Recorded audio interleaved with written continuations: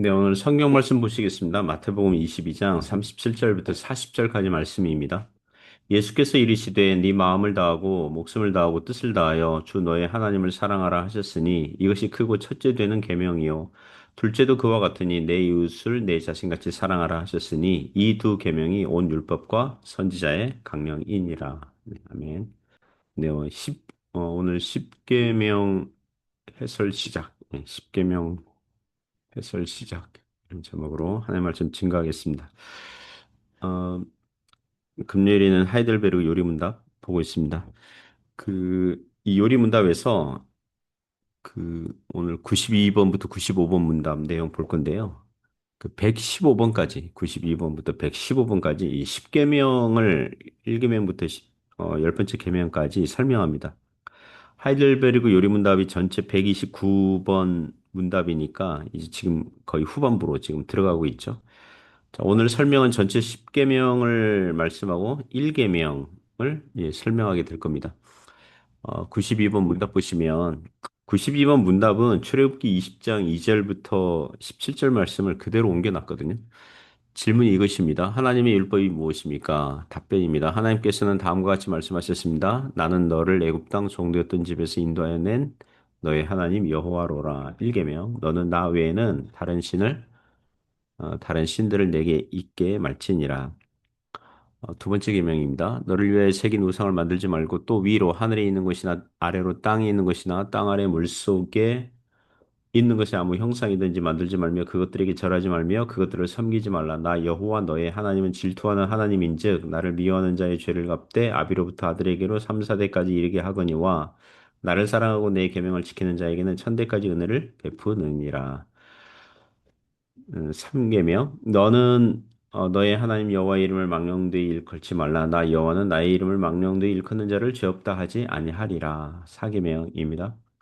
안식일을 기억하여 거룩히 지키라. 엿새 동안은 힘써 내 모든 일을 행할 것이나 제7일은 너의 하나님 여호와의 안식일인즉 너나 내 아들이나 내 딸이나 내 남종이나 내 여종이나 내 육축이나 내 무나 내 유하는 객이라도 아무 일도 하지 말라. 이는 엿새 동안에 나 여호와가 하늘과 땅과 바다와 그 가운데 모든 것을 만들고 제7일에 쉬었음이라. 그러므로 나 여호와가 안식일을 복되게 하여 그날을 거룩하게 하였느니라. 제5계명 내 부모를 공경하라 그래야면 너의 하나님 나 여호와가 내게 준 땅에서 내 생명이 길리라. 제6계명 살인하지 말지니라. 제7계명 간음하지 말지니라. 제8계명 도둑질하지 말지니라. 제9계명 내 이웃에 대하여 거짓 증거하지 말지니라. 제10계명 내 이웃의 집을 탐내지 말지니라. 내 이웃의 아내나 그의 남종이나 그의 여종이나 그의 소나 그의 낙이나 물은 내 이웃의 소유를 탐내지 말지니라.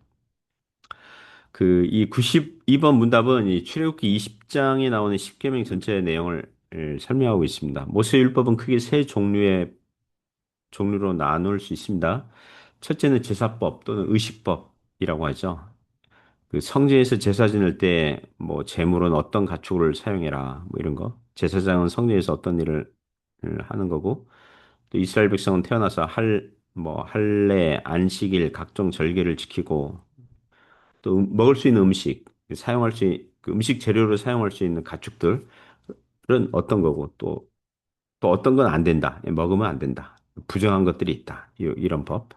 또 부정한 것으로 된 어떤 그런 가축들이나 뭐 장례식 하려고 사체 만지고 뭐 이런 경우에 뭐 하루나 또 일주일 부정하게 되니까 정결 과정을 겪어야 된다. 또 아기를 출생한 그 자매님들이 뭐 아들 낳으면은 총 그 저기 40일 또 딸을 낳으면 80일 부정하게 되고 그 이후에 성전에 나갈 수 있다. 뭐 이런 거 있잖아요. 그거를 제사법 또는 의식법이라고 하죠. 세레모니얼 로우. 또 이 법은 이 제사법 같은 경우는 예수님 오심으로 이 제사법이 말씀하는 바, 이 가리키는 바, 제물 되시고, 희생제물 되시고, 제사장 되신 예수님께서 십자가에서 희생제사를 다 드리셨으니, 신약시대에 예수님 안에서 완성되어 폐지됐습니다. 그렇죠? 오늘날 뭐 소, 양, 염소, 이런 걸 제물 가지고 뭐 교회당 가서 불태우고 그런 거 없잖아요. 영적인 교훈은 있어요. 구약 용어로 우리가 하나님 앞에 나아갈 때에 흠없는 재물을 드렸듯이 뭐 그런 어떤 그런 거, 또 재단을 쌓는다, 뭐 이런 표현들 하잖아요. 그런 영적인 교훈은 있지만 법 자체는 끝난 것입니다. 둘째로 사회법이 있습니다. 이웃의 양을 도둑질하면 두 배로 갚고 훔친 것이 소멸되었으면 네 배로 갚고 고의적으로 사람을 죽였으면 사형에 처하라, 뭐 이런 거. 또 비고의적으로 실수로 이제 죽였으면 이 과실치사, 예, 그렇게 발생했으면 레위인들이 이 집단촌, 이 레위인 마을로 알려진 그리고 정해진 도피성으로 도망가면 제사장과 장로들이 실사조사해서 비고의적 과실치사라면 사형을 면하되 일종의 그 주거 제한 의미로 대제사장이 죽을 때까지 도피성에서 나갈 수 없다. 뭐 이런 법. 이게 사회법이거든요. 그건 역시 이웃을 사랑하고 존중하라는 뜻에서 영적인 교훈은 있지만 신약 시대에 와서 문자적으로는 폐지된 거죠. 세 번째로 이 오늘 말씀하고 있는 십계명을 대표로 하고 있는 도덕법이 있습니다. 십계명은 신약 시대에서도 여전히 지켜야 할 계명인 줄 믿습니다.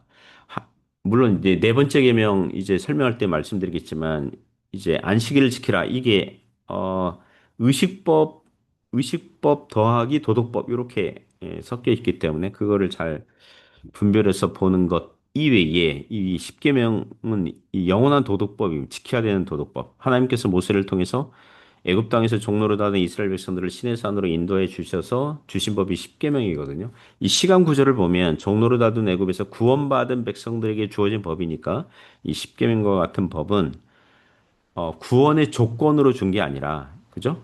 구원의 조건으로 주신 게 아니라 구원의 결과로서 그러니까 구원받은 성도들이 거룩하게 살아야 되는 하나님의 명령과 의무, 하나님께서 주신 의무이므로 오히려 내면의 동기와 의지조차 순결하게 지켜야 되는 이 법이라는 것입니다.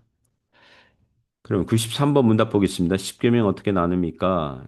답변이 두 부분으로 나눕니다. 처음 부분은 하나님에 대한 우리의 태도를 가르치며 둘째 부분은 이웃에 대한 우리의 의무를 가르칩니다. 우리가 읽은 마태복음 22장 37절부터 40절을 보면 우리 주님 예수님께서 이 십계명을 두 개로 요약해 주셨거든요.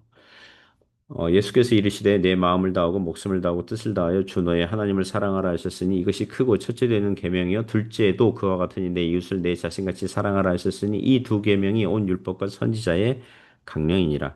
자, 어느 날 율법사 하나가 예수님을 찾아와서 질문합니다. 선생님, 율법 중에서 어느 계명이 큽니까? 그러자 사실상 예수님께서 이 십계명을 두 가지로 요약해 주십니다. 하나는 하나님을 사랑하라는 것이고 둘째는 이웃을 사랑하라는 것이라는 거죠.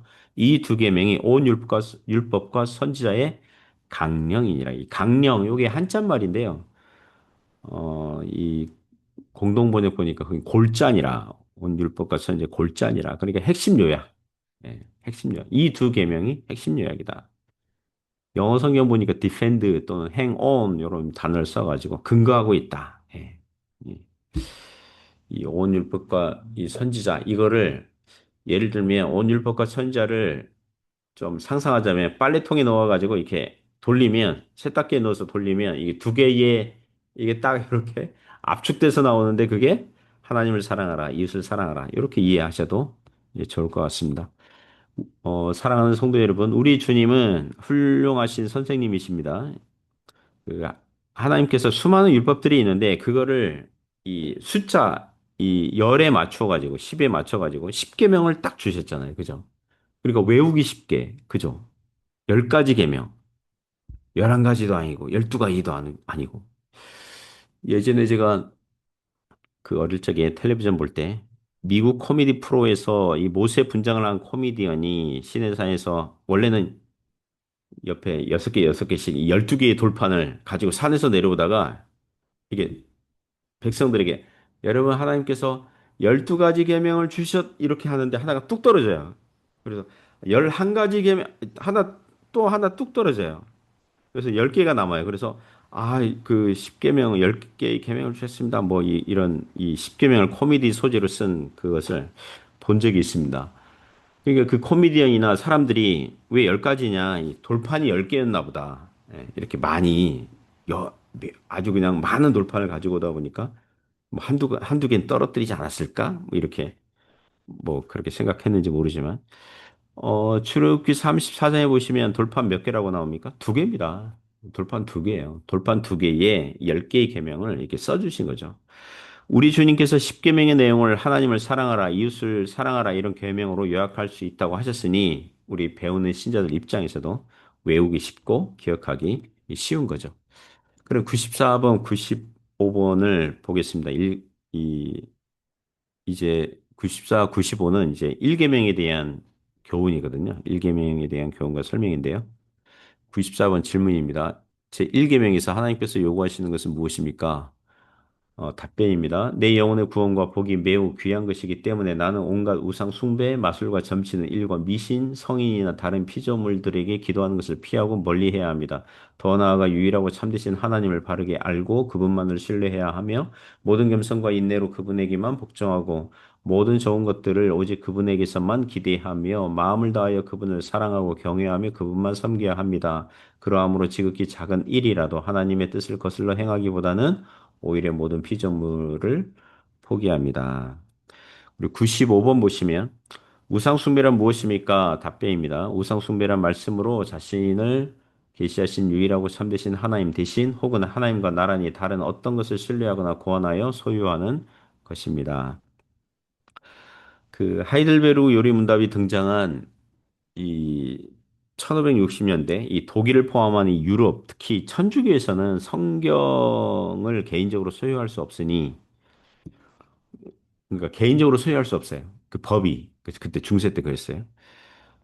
어 그리고 천주 교회당 가면은 그 교회당 안에 이 조각상이랑 이 조각 그런 표현들 미술품 이런 게 있거든요. 이렇게 마리아 조각상도 있고 각종 성인들의 이렇게 조각한 것도 있고 또 예수님 순환상 같은 거 이렇게 설치하거나 배치를 했기 때문에 그걸 거룩히 여겨서 여기 보시면 우리 입장에서 좀 생소한 게 있죠. 뭐냐면 성인이나 다른 필조물들에게 기도하는 것을 피하고 이런 표현이 있잖아요. 이- 유럽이 그런 거죠. 예, 이때 천주교가 그랬다는 거죠. 이 중세 카톨릭이 그랬다는 거죠. 지금도 어떤 면에서는 그런 경향들이 굉장히 많습니다. 마리아에게 기도하거나 마리아 조각상 앞에서 마리아 이렇게 그 앞에 촛불 피워서 이렇게 기도하거나 또 예를 들면 예수님의 순환상 그 굉장히 거룩하게 보이잖아요. 그 경외심으로 만지려고 하거나, 뭐 유럽 같은 경우 그 어떤 조각상에다가 뭐 키스하려고 하거나, 뭐 이런 거. 그러니까 미신과 우상 숭배적인 요소들이 많았던 거죠. 그래서 이 독일의 하이델베르크 개혁파 교회는 제1계명을 설명하면서 미신과 성인이나 다른 피조물들에게 기도하는 것을 우상 숭배로 규정하고 있는 것입니다. 오늘날의 그 이후로 이 1500년대 이후로 점점 이제 근대에 올수록 뭐또 19세기, 18세기, 19세기 이때는요. 아예 이 마리아가 이렇게 그 교황이 추가했습니다. 어떤 교리를 추가했냐면 마리아는 죄 없이 태어났다. 무죄 잉태예요. 무죄 잉태. 그리고 죽은 후에 부활되었다. 스스로 부활한 건 아니지만 부활당했지만 부활해서 승천까지 했어요. 마리아는 죽은 후에 부활하였고 그리고 승천했다. 이렇게 가르쳐요. 거의 신 아닙니까? 신? 거의 하나님이잖아요. 거의 하나님급. 그래서 삼위일체 하나님 주장하지만 이 마리아를 생각하면 뭔가 이 사위일체 같은 그런 존재를 올려놓고 마리아에게 기도한 사람이 많은 거죠. 그래서 이 요리무답은 같이 봐야 할 성경 구절을 그 호세아서 6장 3절 하는데요. 성경 구절들 중에 하나가 이겁니다. 그러므로 우리가 여호와를 알자 힘써 여호와를 알자 그의 나타나심은 새벽빛 같이 어김없나니 비와 같이 땅을 적시는 늦은 비와 같이 우리에게 임하시리라 하니라. 하나님을 알라는 거죠. 바르게 알라는 것입니다. 우리 오늘 요리문답이 교훈하는 것처럼 유일하고 참되신 하나님을 바르게 알고 그분만을 신뢰하고 모든 겸손과 인내로 하나님께만 복종하고 모든 좋은 것들, 모든 영육 간의 좋은 선물들은 하나님에게서만 오는 줄 믿고 기대하며 마음을 다하여 하나님 주님을 사랑하고 경외하고 그분만을 섬기라고 하고 있는 것입니다. 그래서 이 우상 숭배를 주의하라. 우리가 부르는 복음성가 가사 중에 그게 있잖아요.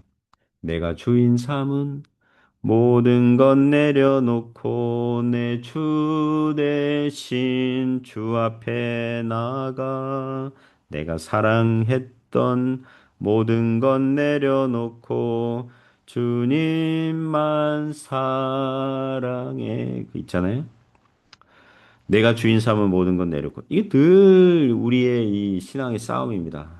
예, 모든 게 우상이 될 수 있거든요. 하나님 위에 우리 주인 삼은 애정하고 바라고 염려하고 그거 없어질까 두려워하고 빼앗길까 봐 그 꼼짝 못해 하고 이런 우상들이 있거든요. 그걸 내려놓고 주님만 사랑하는 주님을 잘 따라가는 저와 여러분 되시기를 축복합니다.